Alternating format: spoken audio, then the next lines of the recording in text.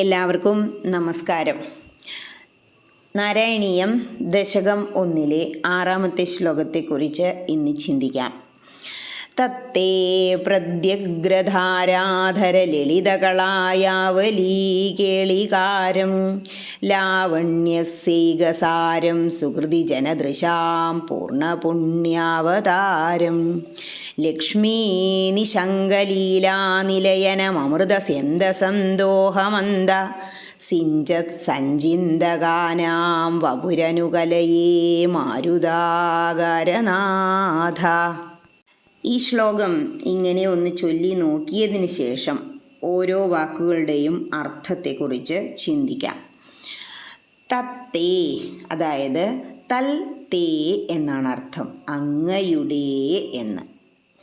പ്രത്യഗ്രധാരാധര ലളിതകളായാവലീ കേളികാരം, പുതുമേഘക്കൂട്ടങ്ങളുടെയും കായാമ്പൂ മലർനിരയെയും തോൽപ്പിക്കുന്ന, അല്ലെങ്കിൽ അതിന് രണ്ടിനും തുല്യമായ ലാവണ്യൈസൈകകാരം,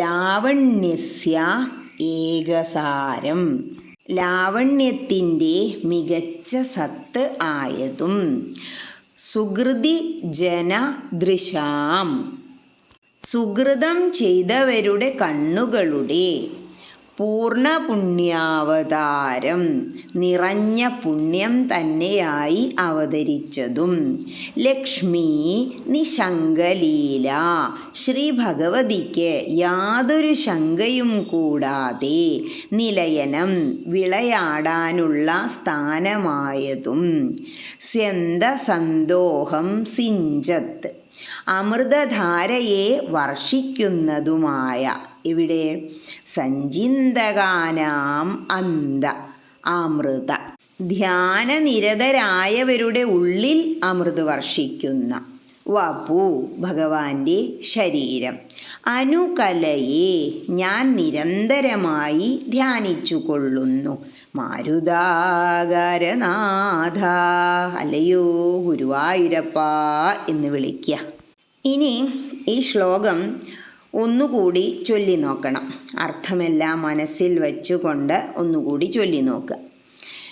എന്താണ് ഭട്ടേരിപ്പാട് ഈ ശ്ലോകത്തിലൂടെ പറയുന്നത് എന്നാൽ, ഹേ ഗുരുവായൂരപ്പ, നീർ നിറഞ്ഞ പുതുമേഘക്കൂട്ടങ്ങളെയും കായാമ്പൂ മലർനിരയെയും അപഹസിക്കുന്നതും, ലാവണ്യപ്പൊലിമയുടെ ഏകസാരമായിരിക്കുന്നതും, സുഹൃതികളുടെ കണ്ണിൽ നിറഞ്ഞ പുണ്യത്തിൻ്റെ അവതാരമായതും, ലക്ഷ്മീദേവിയുടെ യഥേഷ്ടങ്ങളായ ലീലാവിലാസങ്ങളുടെ ഇരിപ്പിടമായതും, നിരന്തരം ഭജിക്കുന്നവരുടെ ഉള്ളിൽ അമൃതപ്രവാഹം വർഷിക്കുന്നതുമായ അങ്ങയുടെ ആ സത്വാത്മക വപുസ്സിനെ ഞാൻ സദാ ധ്യാനിക്കുന്നു.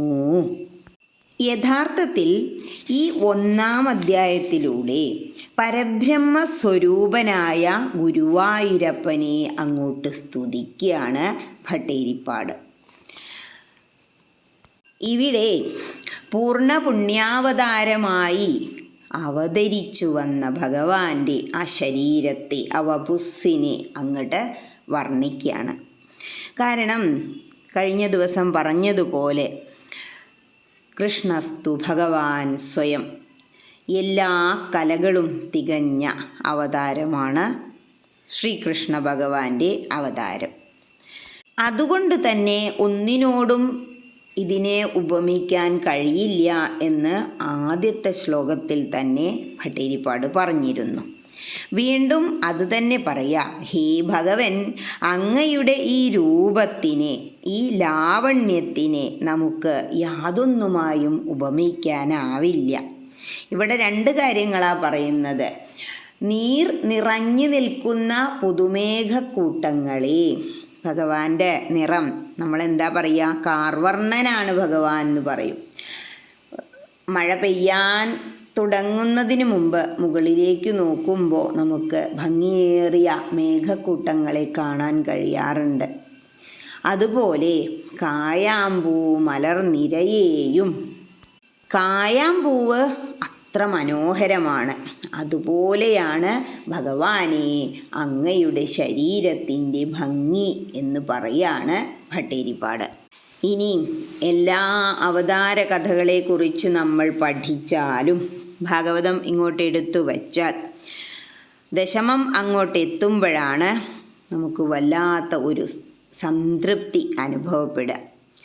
കൃഷ്ണലീലകൾ അത് എത്ര തവണ കേട്ടാലും നമുക്ക് മതിയാവില്ല. അങ്ങനെയുള്ള ഭഗവത് സ്വരൂപം ആരാ കാണുന്ന? സുകൃതികൾക്ക് മാത്രമേ കാണാൻ യോഗമുണ്ടാവൂ. ഈ സുകൃതികളുടെ കണ്ണിൽ നിറഞ്ഞ പുണ്യത്തിൻ്റെ അവതാരമാണ് അങ്ങ് എന്ന് പറയുക. അതാണ് പൂർണ്ണ പുണ്യാവതാരം എന്ന് പറയുന്നത്. ഇനി ലക്ഷ്മി നിശങ്കലീല എന്നാണ് മറ്റൊരു കാര്യം പറയണേ.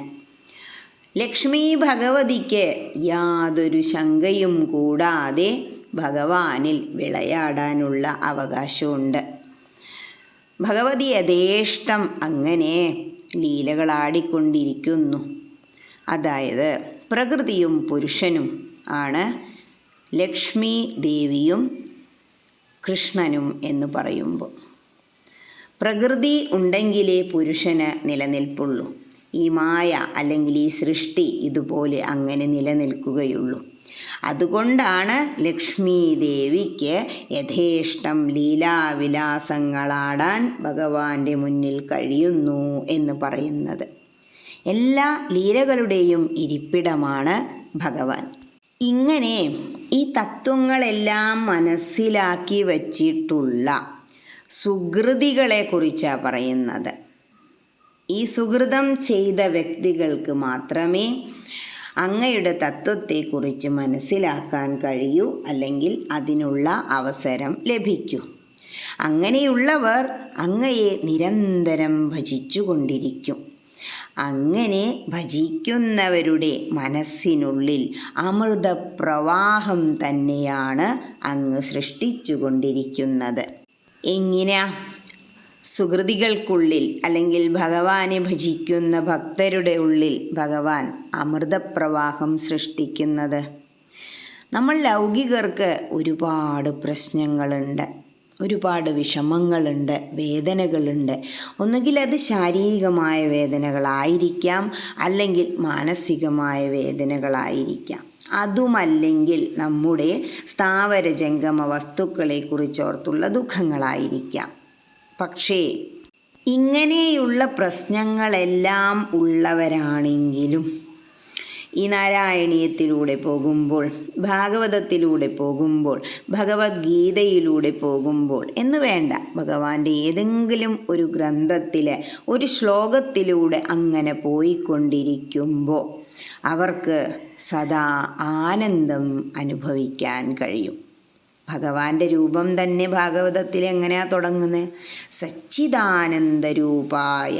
ഭഗവാൻ സച്ചിദാനന്ദനാ, എല്ലാ സമയത്തും സന്തോഷമാകുന്ന ആ ചിദാനന്ദം അനുഭവിച്ചു കൊണ്ടിരിക്കുക. അപ്പോൾ നമ്മൾ ഭഗവാന്റെ ആ ഭാഗത്തിലൂടെ അല്ലെങ്കിൽ ഭക്തന്മാരുടെ ആ ഒരു ഭാഗത്തേക്ക് മാറി നിൽക്കുമ്പോൾ നമ്മൾ സാധാരണ ലൗകികരുടെ എല്ലാ വിഷമങ്ങളും വേദനകളും മറന്ന് ഭഗവാൻ തരുന്ന ആ ഒരു അമൃതപ്രവാഹത്തിൽ അങ്ങനെ മുങ്ങി നിൽക്കും എന്ന് പറയാ ഭട്ടതിരിപ്പാട്. സ്വയം ഒന്ന് ചിന്തിച്ചു നോക്കൂ. ഈ നാരായണീയൻ നിവർത്തി ക്ലാസ്സിന് വേണ്ടിയിരിക്കുന്ന ആ നിമിഷങ്ങളിൽ നിങ്ങൾ നിങ്ങളുടെ എല്ലാ വേദനകളും പ്രശ്നങ്ങളും മറന്ന് ഭഗവാനോടങ്ങനെ ചേർന്ന് ലയിക്കുന്നില്ലേ? അത് തന്നെയാണ് ഭഗവാൻ ഭഗവത് ഭക്തർക്ക് നൽകുന്ന അമൃതവർഷം. ഈ നാരായണീയത്തിൽ തന്നെ 68ാമത്തെ ദശകം എത്തുമ്പോൾ ഗോപീഗീതം തുടങ്ങുന്ന ശ്ലോകത്തിൽ പറയുന്നുണ്ട്, അമൃതധാരയാ സംപ്ലുത ഇവ എന്ന്. അമൃതവർഷത്തിൽ മുങ്ങിയതുപോലെ കണ്ണുമിഴിച്ച് നിന്നുപോയില്ലേ ആ ഗോപികമാർ എൻ്റെ താമരക്കണ്ണ എന്ന് ഭട്ടതിരിപ്പാട് ചോദിക്കുന്നുണ്ട്. കൃഷ്ണനെ അങ്ങോട്ട് ഓർക്കുക വേണ്ടു. നമ്മൾ എന്തിലാ? ആനന്ദലഹരിയില.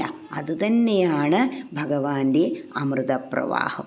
ഇങ്ങനെ ഭക്തജനങ്ങൾക്കെല്ലാം അമൃതപ്രവാഹം വർഷിച്ചുകൊണ്ടിരിക്കുന്ന അങ്ങയുടെ ആ സത്വാത്മുക വപുസ്സിനെ, അതായത് ആ വിഗ്രഹത്തെ ആയിരിക്കും ഇവിടെ ഉദ്ദേശിക്കുന്നത്. കൃഷ്ണനായി അവതരിച്ച ആ നീലക്കാർ വർണ്ണൻ്റെ ഓടക്കുഴലും വിളിച്ചു നിൽക്കുന്ന ആ രൂപത്തെ ഞാൻ ഇതാ സദാ ധ്യാനിക്കുന്നു ഗുരുവായൂരപ്പ എന്ന് പറഞ്ഞങ്ങോട്ട് സമർപ്പിക്കുകയാണ് ഭട്ടതിരിപ്പാട്.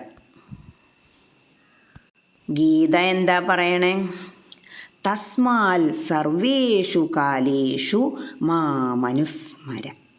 ഇതാണ് നമ്മളും ചെയ്തുകൊണ്ടിരിക്കേണ്ടത്. സർവദാ എല്ലായ്പ്പോഴും നമ്മൾ ഭഗവാനെക്കുറിച്ച് അങ്ങനെ ഓർത്തുകൊണ്ടിരിക്കുക, ഭഗവാനെ ധ്യാനിച്ചുകൊണ്ടിരിക്കുക. സ്മരണാസക്തി ഹനുമാനെ പോലെ ഇടയ്ക്കിടയ്ക്ക് ധ്യാനിച്ചുകൊണ്ടിരിക്കുക, ഭഗവാനെ ഓർത്തുകൊണ്ടിരിക്കുക, ഭഗവത് കഥകൾ അങ്ങനെ കേട്ടുകൊണ്ടിരിക്കുക. അതിനൊന്നും കിട്ടുന്ന അവസരങ്ങൾ മുടക്കാതിരിക്കുക.